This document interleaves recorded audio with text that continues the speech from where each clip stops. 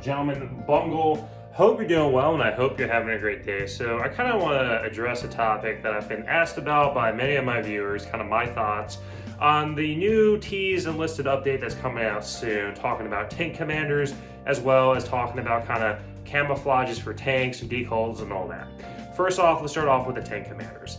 I think one of the big things a lot of people are wondering, and I'm wondering myself, and this is why I've asked before for a developer server or a dev server so we can actually test this stuff, is that pretty much now when you take a commander view, right, when you go your commander view, you go outside of your tank, you'll have the option of actually using, let's say if you haven't equipped a MP40 or something like that, if you're a German tanker, you'll be able to go and navigate around your tank on, of course, when you're popped out in the commander's view and shoot at any enemy like infantry that's coming towards you and all that. So one of the things we're going to ask here is, kind of how is this going to work, especially if some tanks have a commander's hatch machine gun, right? So for example, like the Tiger II, or if we look at other tanks such as, let's say, the Sherman Jumbo, how is that going to interact and work when you have the capabilities already defending yourself with a commander's hatch machine gun? So we're going to kind of see how that's going to play out.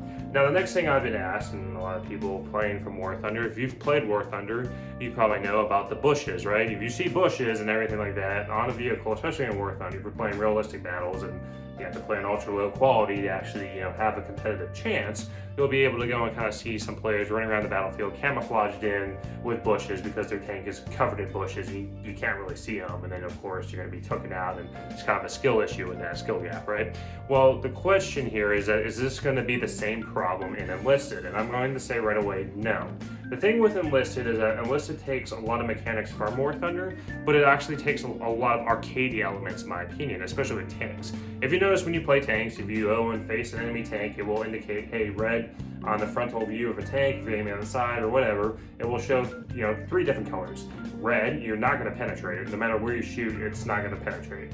Yellow, there's a possibility that you could penetrate it and do some damage to the tank. And green, which that shot is going to go through and it will knock out the tank, or it will take out some crew members, components, etc., right? That isn't going away with these bushes, from my understanding. Now, maybe these bushes might interact and prevent you from seeing these indicators, but I highly, highly doubt it, since even if you play arcade battles and there's players driving around the battlefield in War Thunder that has this camo, all the bushes on their tank, you'll still be able to see it. So I don't really see this being an issue, especially if you use aircraft, because you will see tanks firing machine guns as well as their rounds towards your team, so you'll be able to kind of see that from the sky and shoot it down. So I don't think this is going to be a big issue.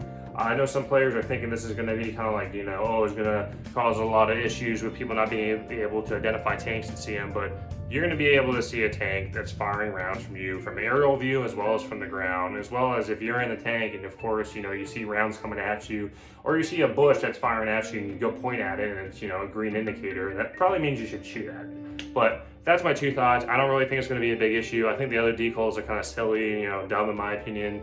We're talking about like banjos and all this other stuff on your tanks, like, have fun with that, but it's going to cost a lot. I guarantee you, I think one of the issues is like, hey, Bungle, how much do you think it's going to cost you?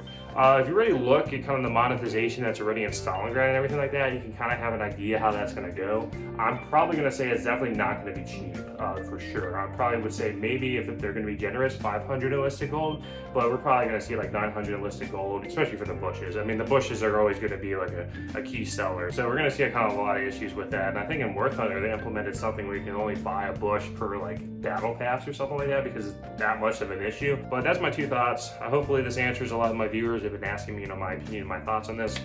Way ahead on this channel, if you're still watching at this point, especially, let's be honest, no one really watches this video anyway, hashtag Bungle Smelly Socks.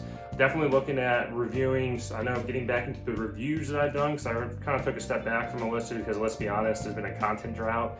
Definitely don't see this big update that they're coming out. I know they've been teasing Pacific, but really I don't see this coming out until probably after War Thunder's patch comes out, because kind of what we've seen historically is War Thunder will release a patch and then Enlisted would follow up in like 2 weeks or something like that. So I don't see Enlisted's patch coming very soon. I probably will see it at least 2 weeks after War Thunder Thunder's next big patch comes out, because it seems to be the priorities on War Thunder, and let's be honest, War Thunder is the cash cow. So unless it's kind of like a side project, in my opinion, especially the way the development cycle and everything has been with that.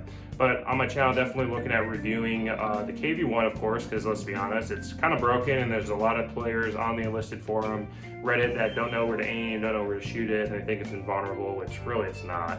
And then another thing too, talking about the Kurili 1936, I was playing it out in Moscow the other day. I'm like, yeah, this is probably something I should review, because this is going to be a good weapon, especially if you play Axis for Moscow and you're looking for a good submachine gun. Well, this one's definitely up that alley, and I'll go into details in the review later from there. But is this content you would like to see? Let me know down below. If there's other reviews that I have not done. I know some players have asked me to kind of review bolt action rifles and stuff like that, so if you're interested in that type of content, let me know, especially with semi-autos and all that, and I kind of will go give reviews and my thoughts on those. I know primarily I cover like kind of high-end rewards and premium content and all that, but I'm more interested in, trying out to see what you all want. But other than that, appreciate it. Thanks for stopping by. Hope you all have a good day. Take care.